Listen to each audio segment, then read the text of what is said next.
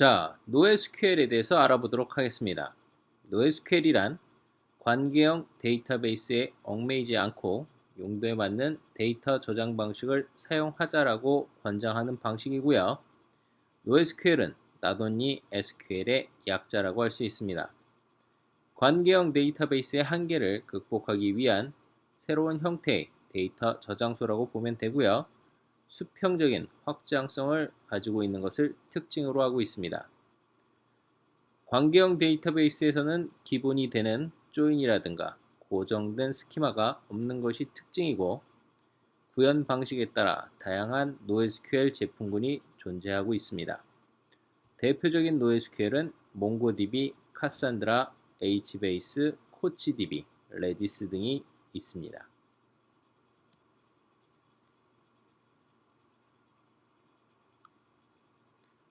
자, 몽고DB는 텐젠이라는 회사에서 만들어진 NoSQL 솔루션이고요. 샤딩과 리플리케이션을 통해 극적인 상황에서도 데이터의 유실을 최대한 방지하는 것이 가능합니다. 장애 상황이 발생할 때 자동으로 메인 서버를 변경해서 장애에 대한 능동적인 대응이 가능하고요. 맵 리듀스 기능을 이용해서 대용량 데이터의 연산이 가능한 것도 특징입니다. 관계형 데이터베이스의 주요 기능인 CRUD의 동작을 기반으로 해서 다중 트랜잭션 처리가 가능하고, 제이슨 방식으로 데이터를 저장해서 데이터의 표현과 가공이 쉬운 것이 장점입니다.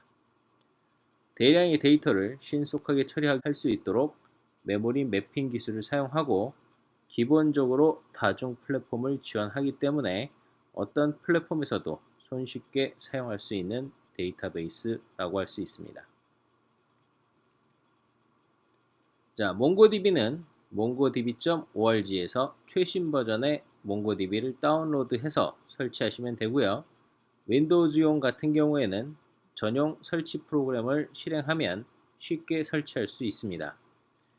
다른 운영체제는 배포판을 압축 해제만 해서 바로 사용할 수 있고요.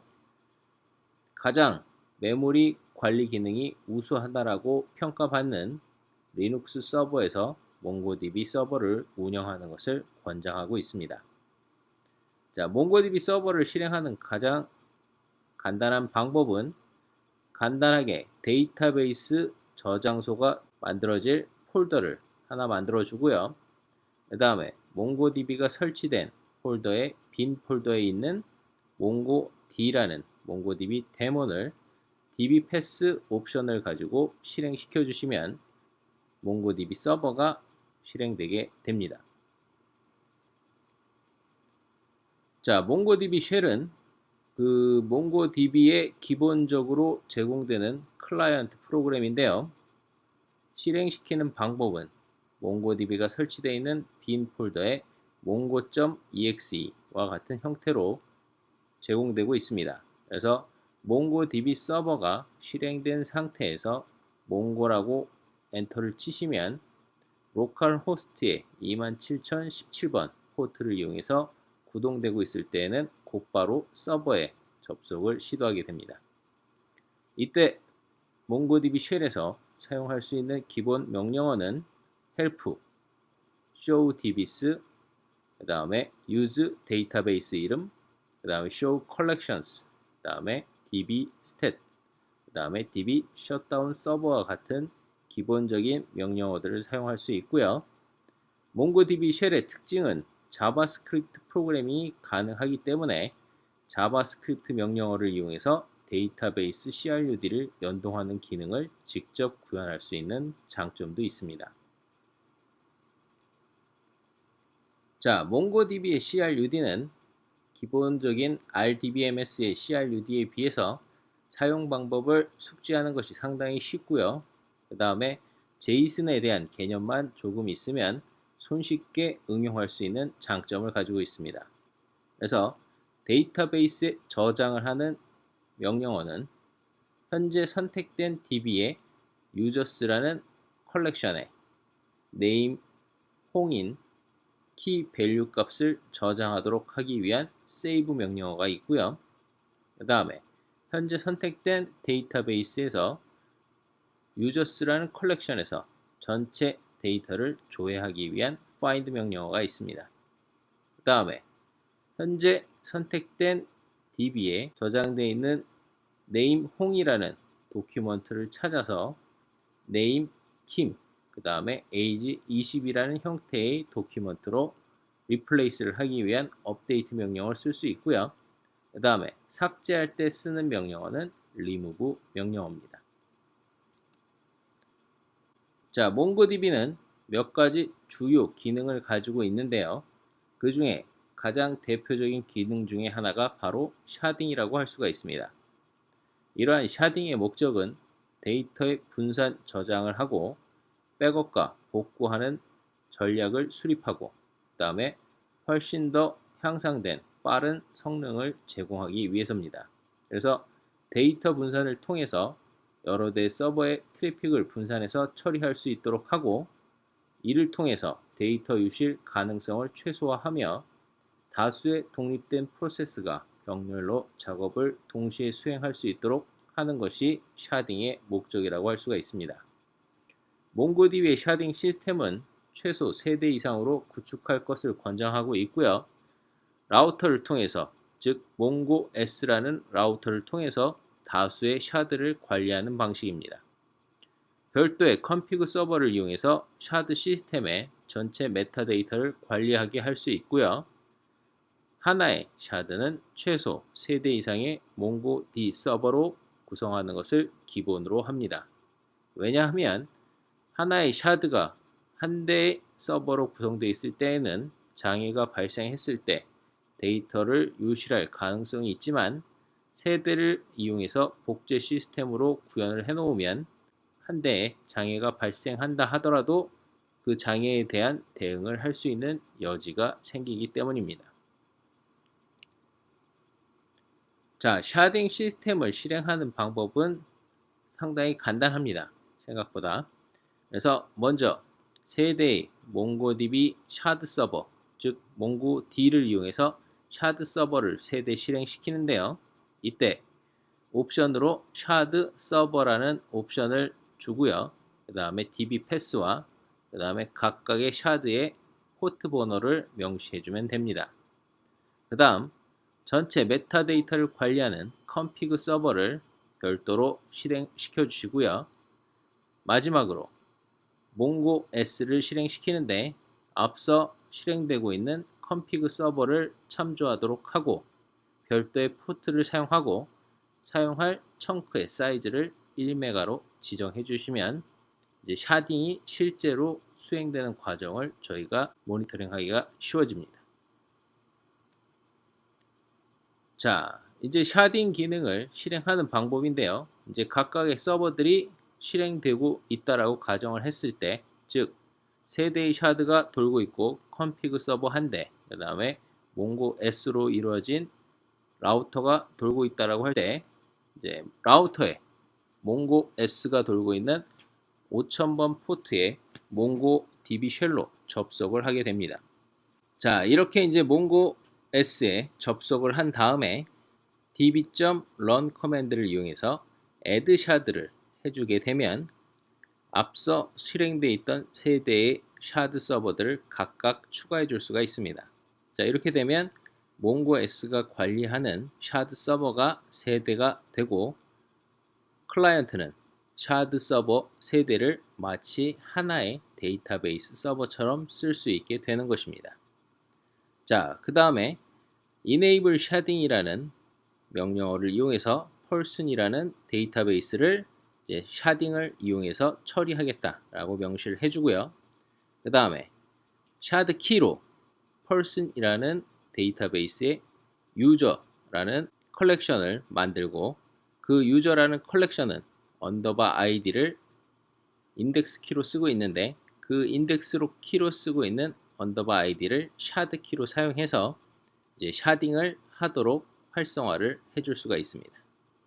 자, 이렇게 되면 이제 3대의 샤드 서버를 이용해서 마치 한 대의 데이터베이스처럼 샤딩을 하게 되는데요. person이라는 데이터베이스의 users 컬렉션에다가 엄청나게 많은 양의 데이터를 인서트하게 되면 그 데이터들을 저장되는 블록 단위로 쪼개서 3개의 샤드에 골고루 블록을 나눠서 저장되게 관리를 하게 되는 것입니다. 자, 런타임에 샤드 서버를 계속 add shard라는 명령어를 이용해서 추가해 줄 수도 있지만 반대로 remove shard를 이용해서 현재 실행되는 샤드 서버를 제거해 줄 수도 있습니다. 그래서 3대의 샤드 서버가 동작하고 있는 와중에 remove shard를 이용해서 그 중에 한 대를 종료시킨다 하더라도 나머지 2대에 삭제되는 샤드 서버에 저장되어 있던 데이터들을 나눠주고 샤드 서버가 제거되는 형식으로 되기 때문에 전체 시스템에 전혀 영향을 주지 않은 상황에서 샤드 서버를 추가하거나 삭제할 수 있는 것도 장점이라고 할 수 있고요. 리스트 샤드스라는 명령을 이용하면 현재 샤드 서버로 등록되어 있는 서버의 목록을 조회할 수 있습니다.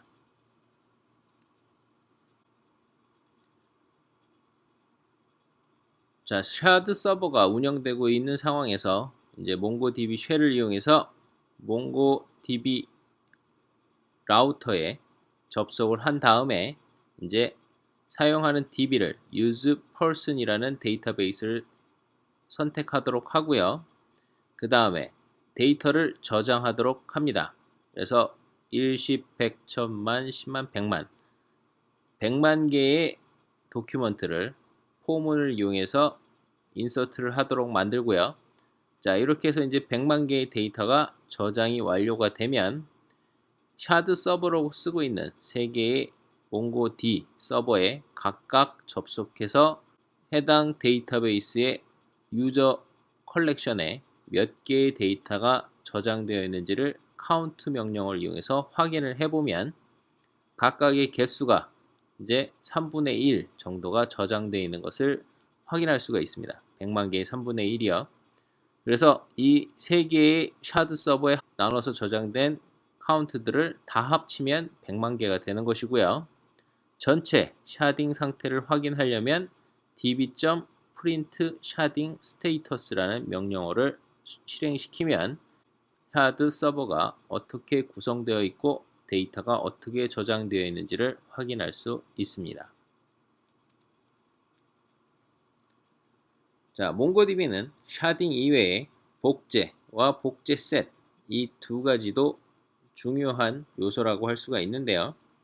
기본적인 복제, 즉 리플리케이션은 동일한 내용을 한 대 이상의 서버에 복제하여 저장하는 기능을 말합니다. 자, 이러한 단순 복제는 마스터 슬레이브로 구성되어 있으며 마스터는 쓰기 연산을 담당하고 쓰기 연산이 실행되면 결과와 명령어를 데이터 저장소와 OP로그라는 저장소에 저장하도록 되어 있습니다. 그러면 다른 슬레이브들은 주기적으로 마스터의 OP로그와 자신의 OP로그를 비교해서 최신 OP로그가 등록되었다라고 한다면 동기화하고 데이터 복제하는 작업을 수행하게 되는 것입니다.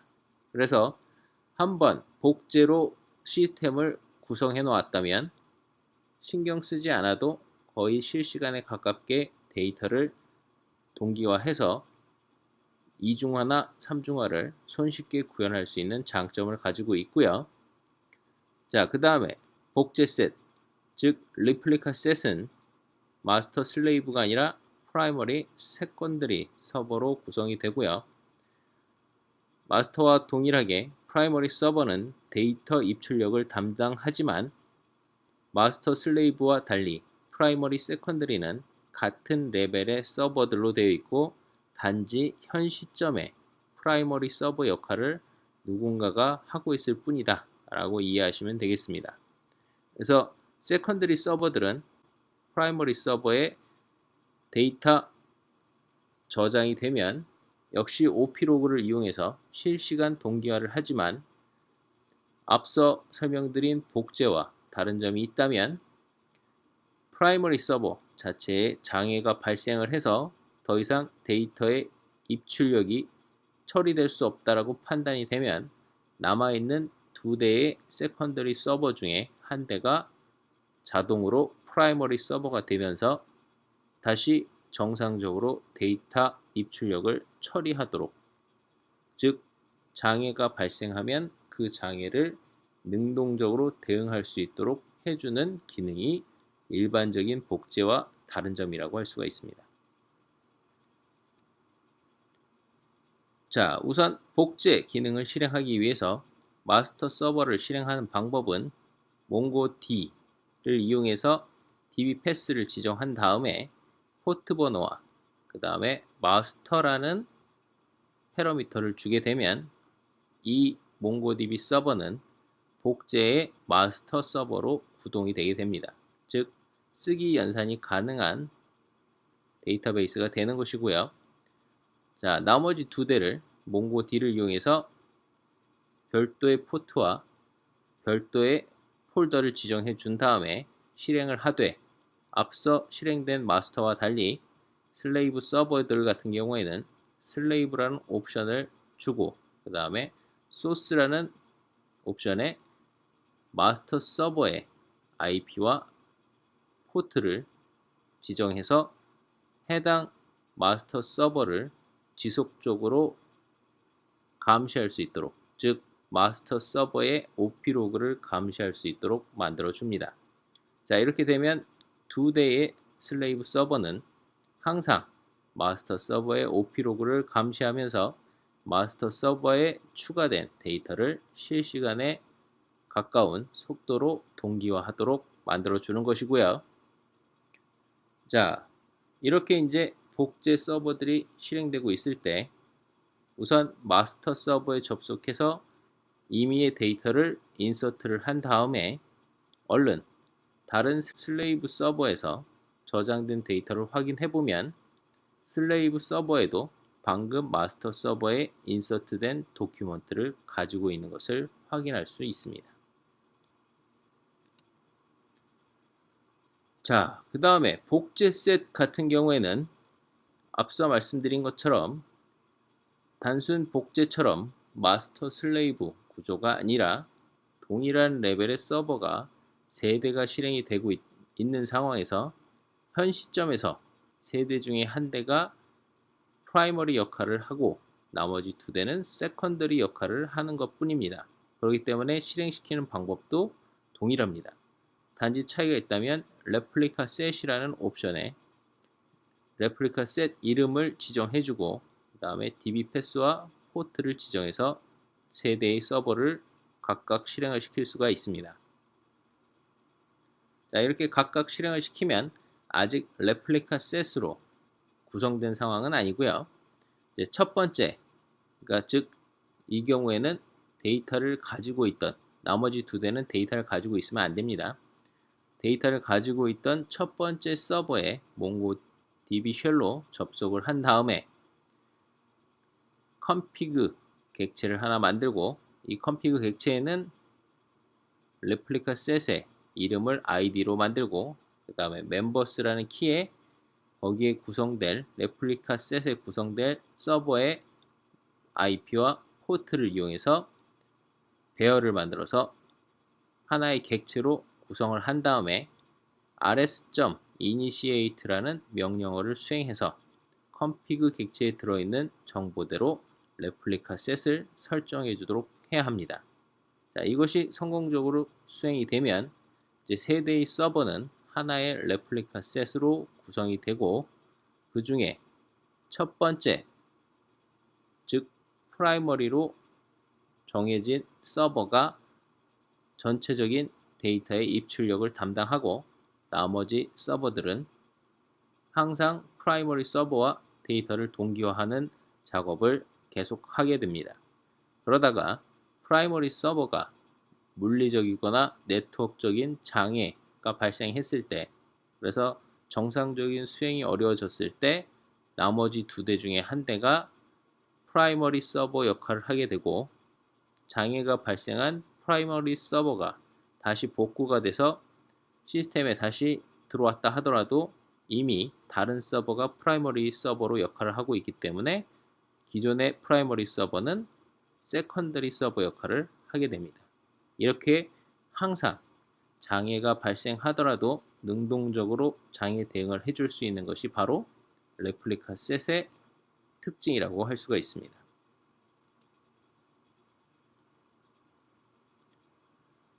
자, 그 다음에 몽고DB의 여러 가지 기능 중에 강력한 기능 중에 하나는 바로 맵 리듀스라는 기능입니다. 자, 맵 리듀스는 대용량의 데이터를 안전하고 빠르게 처리하기 위한 방법이고 데이터를 분산하여 연산하고 다시 합치는 기술이라고 할 수가 있습니다. 한 대 이상의 하드웨어를 활용하는 분산 프로그래밍 모델인데요. 2004년에 맵 리듀스라는 논문이 발표되었고 2006년에 하둡 오픈소스 프로젝트가 시작되었습니다.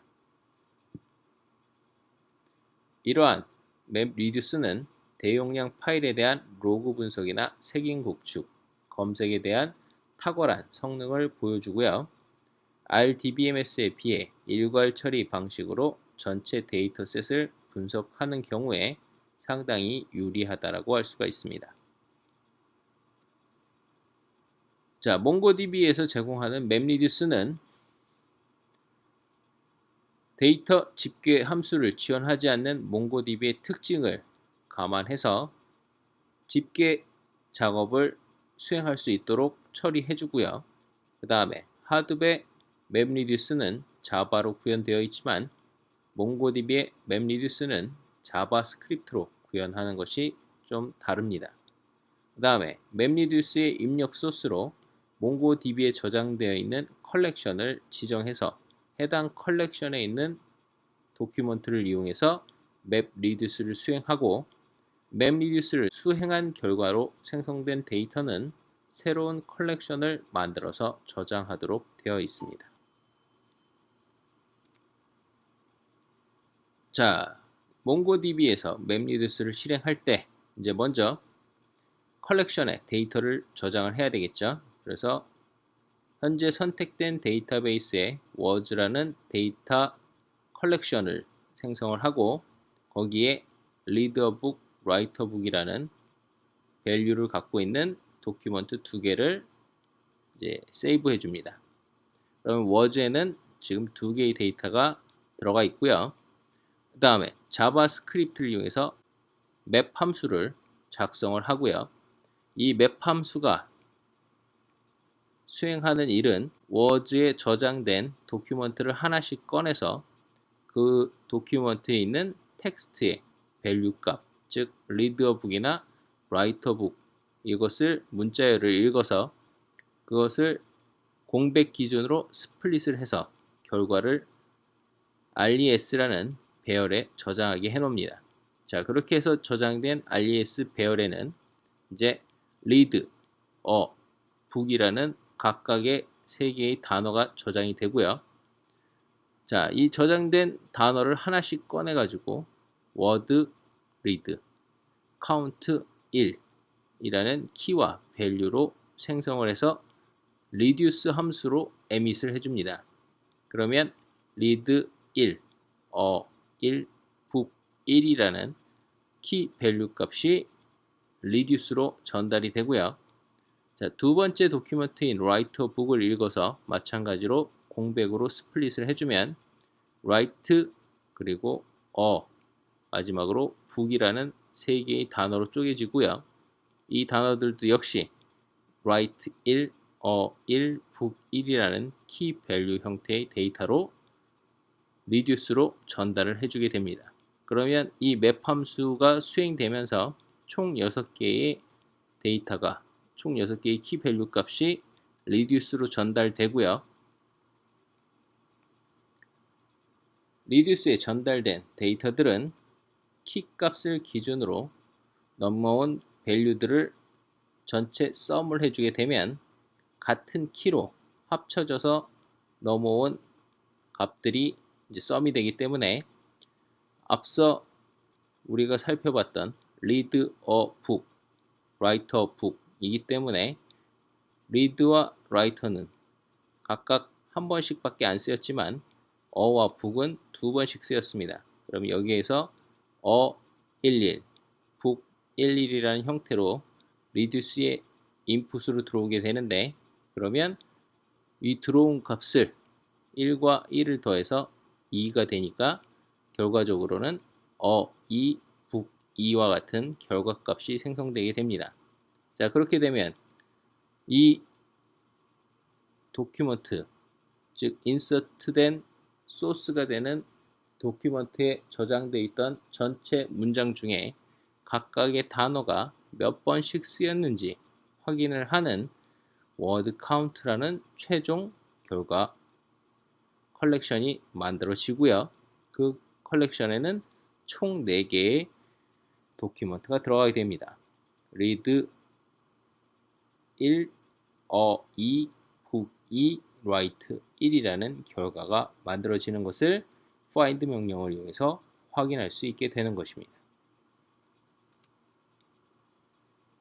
자, 마지막으로 Node.js와 MongoDB를 연동하는 방법을 살펴보면요.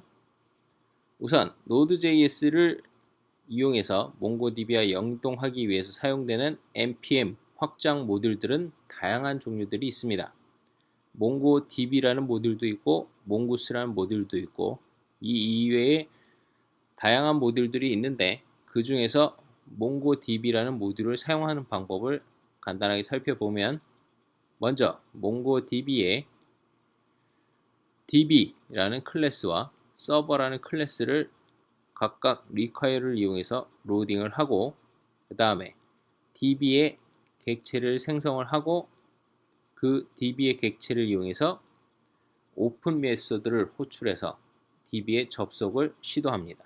이때 접속하는 서버의 정보는 서버 클래스의 인스턴스, 즉 호스트와 포트를 이용해서 만들어진 서버 클래스의 인스턴스를 이용해서 db에 접속을 하게 되고요.